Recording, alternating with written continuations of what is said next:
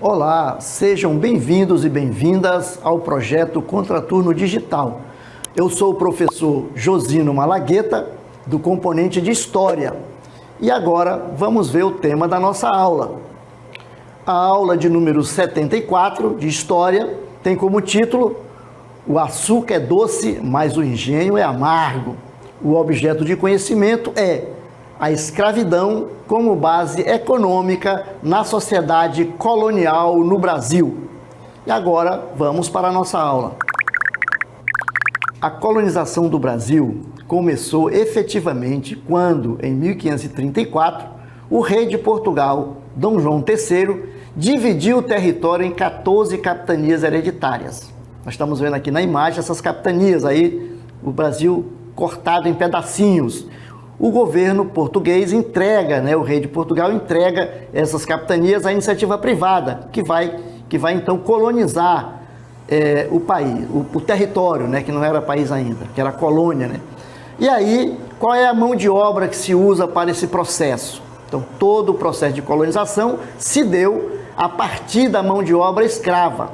Inicialmente, no início, escravizou-se os nativos, isto é, os indígenas, para a extração do pau-brasil, que foi o primeiro processo aí de uso econômico do território. E, posteriormente, a mão de obra necessária para a indústria açucareira e, mais tarde, para a extração do ouro, veio dos negros escravizados da África. Por isso que nós dizemos que o processo de colonização se dá a partir da força de trabalho dos escravos, sejam eles indígenas ou negros escravizados.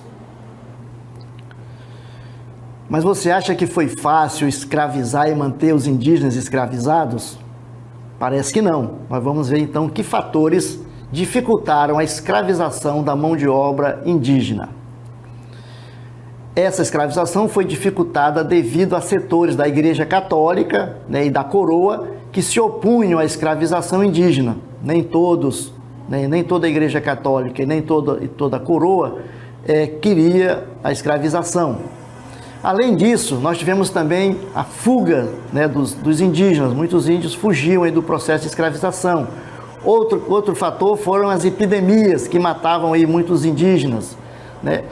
Também a legislação anti-escravista, escravista dos indígenas, aí emitido pela Coroa e pela Igreja, que tornaram menos atraente e lucrativa essa atividade, isto é, a escravização, a utilização da mão de obra indígena para o processo produtivo. Muito bem, nós tínhamos falado que os portugueses não conseguiram escravizar totalmente os indígenas e que esse processo de escravização dos indígenas não foi muito lucrativo. E eles buscaram, então, outra alternativa. E essa alternativa vai calhar exatamente com um momento histórico que é a expansão mercantilista. Vamos lá? A expansão mercantilista e a intensificação do tráfico de escravos africanos. A partir de meados do século XVI, o tráfico de escravos negros africanos para o Brasil colônia, passou a ser realizado para suprir a necessidade de mão de obra.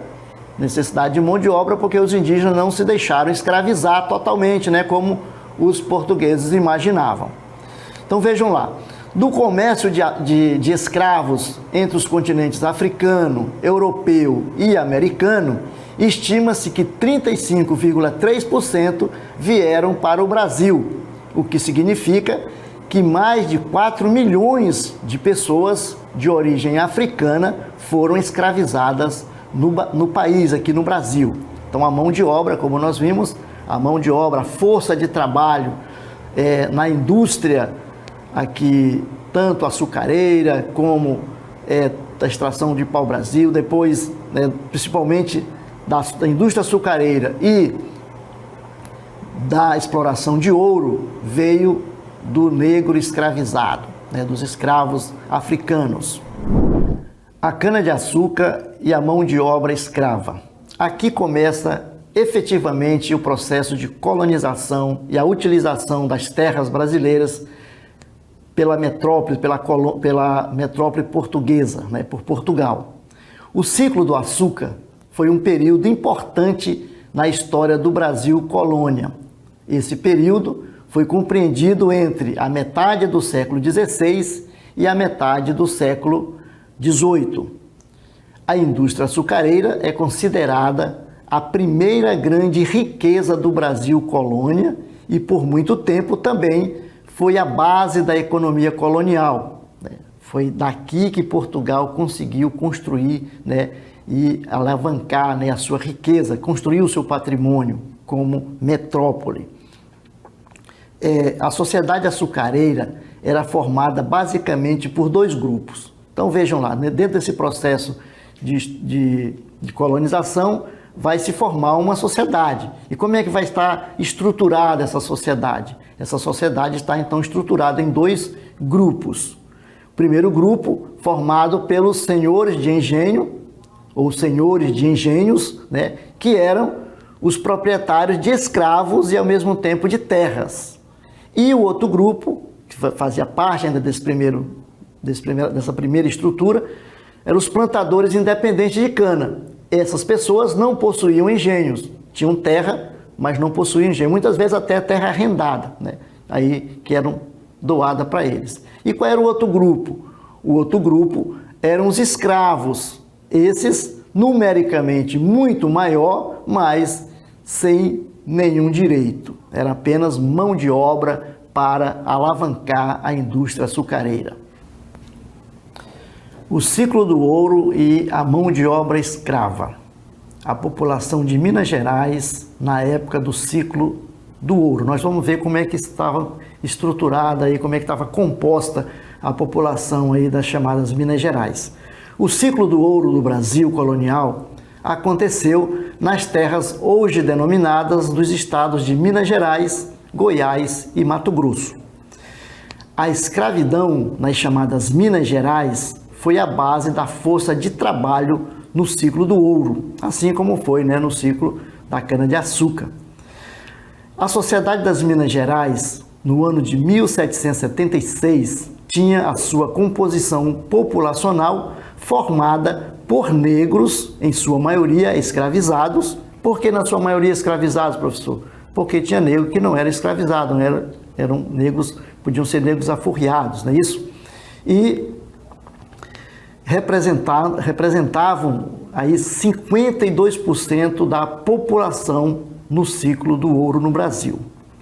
Os brancos representavam apenas 22%, né, da população, enquanto o segundo contingente era formado pelos chamados pardos, que eram 26% da população. Portanto, nós temos aí 78% da população formada por negros e mestiços. O Brasil e o fim da escravidão. O Brasil foi o último país ocidental a abolir oficialmente a escravatura, que ocorreu com a Lei Áurea em 13 de maio de 1888. Eu gostaria que vocês frisassem bem, sublinhassem aí. Então, quem aboliu a escravidão no Brasil foi feito pela Lei Áurea, né? Foi feito pela Princesa Isabel, tá certo? Anotem bem isso aí. A abolição da escravatura não significou quaisquer políticas inclusivas, como, por exemplo, a reforma agrária, a ampliação do mercado de trabalho, o acesso à educação, à saúde. O Brasil tem a sua história marcada por quase 4 séculos de escravidão, caracterizados pela ausência de garantia de direitos humanos básicos, exploração, violência e segregação racial e social. E assim finalizamos nosso contraturno digital sobre a escravidão como base econômica da sociedade colonial no Brasil. Agora vamos para o nosso aplicando.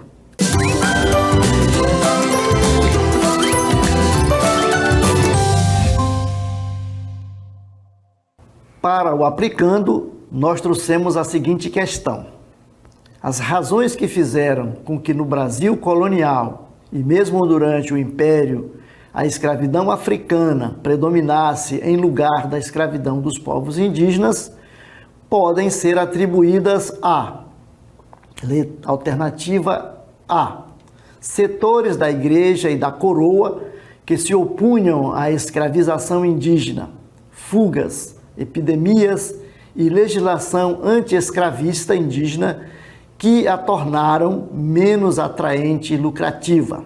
Alternativa B, religião dos povos indígenas que proibia o trabalho escravo. Preferiam morrer a ter que se submeter às agruras da escravidão que lhes era imposta nos engenhos de açúcar ou mesmo em outros trabalhos. Alternativa C, reação dos povos indígenas que, por serem bastante organizados e unidos, toda vez que se tentava capturá-los, encontravam alguma forma de escapar do cerco dos portugueses. E alternativa D, um enorme preconceito que existia do europeu em relação ao indígena e não em relação ao africano, o que dificultava enormemente o aproveitamento do indígena em qualquer outra atividade. Vamos lá para o nosso gabarito. Olha aí. Correta letra A. Setores da igreja e da coroa que se opunham à escravização indígena, fugas, epidemias e legislação anti-escravista indígena que a tornaram menos atraente e lucrativa. Vamos para o nosso gabarito comentado? Vejam lá. A escravização dos indígenas foi dificultada devido a setores da Igreja Católica e da coroa que se opunham à escravização, sua vulnerabilidade às epidemias de doenças que chegaram a dizimar aldeias inteiras, além da legislação anti-escravista indígena que tornou menos atraente e lucrativa essa atividade. Vamos para nossas considerações finais. Muito bem, nós falamos aqui da nossa sociedade colonial escravocrata, a sociedade colonial brasileira, que se fundamentou, no processo de escravização.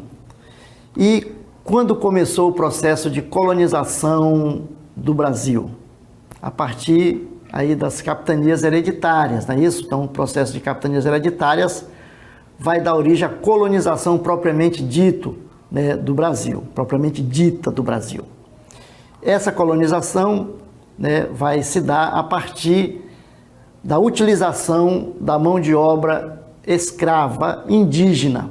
Primeiramente, os portugueses vão escravizar os nativos, os povos originários, os indígenas que estão aqui.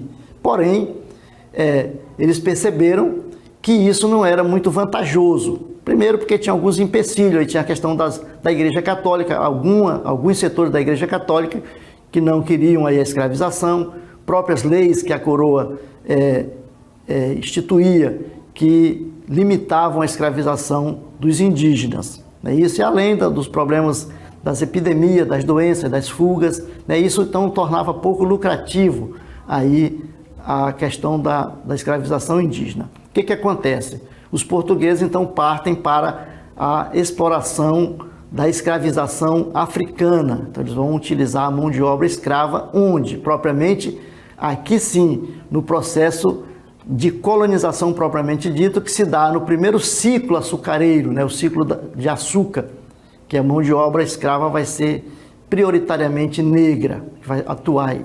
Depois, também vai ser utilizado no ciclo do ouro, na exploração do ouro. E, finalizando, nós vamos ter então o processo de abolição da escravização dos negros, que se dá aí em 1888 pela Lei Áurea, porém, esses indígenas vão ser excluídos do processo produtivo, do processo econômico. Vão ficar livres, entre aspas, porque eles vão deixar de ser escravos, mas vão ser simplesmente abandonados aí ao Deus dará pela sociedade brasileira.